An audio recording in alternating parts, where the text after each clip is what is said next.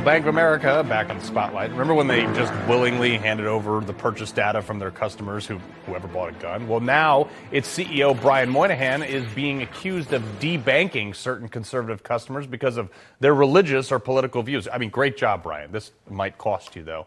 And that's today's threat assessment. Kansas Attorney General Kris Kobach, along with 14 of his Republican counterparts, sent a letter to Bank of America demanding an explanation for what they say is discrimination against their customers. You shouldn't call yourself Bank of America when you're accused of undermining things that are uniquely American.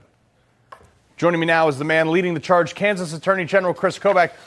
Sir, Mr. Attorney General, I got to ask, though, are you and these 14 other attorney generals in states prepared to block Bank of America from doing business in your state if you can't reach a resolution? Well, we have a number of tools at our disposal.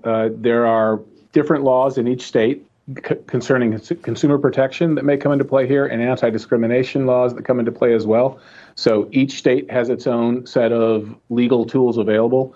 But right now, this is a shot across the bow to Bank of America, letting them know that we are watching them and we intend to take action if they don't change course. And as you pointed out in your intro, they've been on this course for a while. Not only have they debanked religious organizations, they have also declined to provide banking services to gun manufacturers, fossil fuel industry companies, lots of non-politically correct organizations. So we are hoping that Bank of America will change course. Yeah, are you here to make money or are you here to be ideologues? I mean, the gun industry is booming right now. You'd think they would want to do that. Yeah. But your letter, in part, is a great letter, reading, quote, your discriminatory behavior is a serious threat to free speech and religious freedom. It is potentially illegal and is causing political and regulatory backlash. Your bank needs to be transparent with and assure us, its shareholders and others, that it will not continue to debank customers for their speech or religious exercise.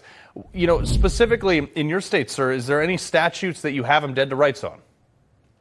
Well, our consumer protection statutes do potentially cover the activity. Now, again, it would depend on the specific circumstances of the Kansas individual who was debanked. Yeah. So we have to remember that, you have to look at where the individual is or the company is that's been debanked, and then look at the standards for that state. But we have, 15 states here covering a large swath of the United States, and it's enough that Bank of America should certainly pay attention because we're serious about this. Yeah, well, I hope you are, and I hope more people are listening to this because it is a serious fight. If you can't go to the bank, it's almost like a public utility at this point. To do that is insane. Right. Yeah, you've got to have a bank account. You've got to have a credit card. Absolutely, sir. Attorney General Kris Kobach. I prefer actually just cash under my mattress, but I appreciate you joining me, sir. My pleasure. All right.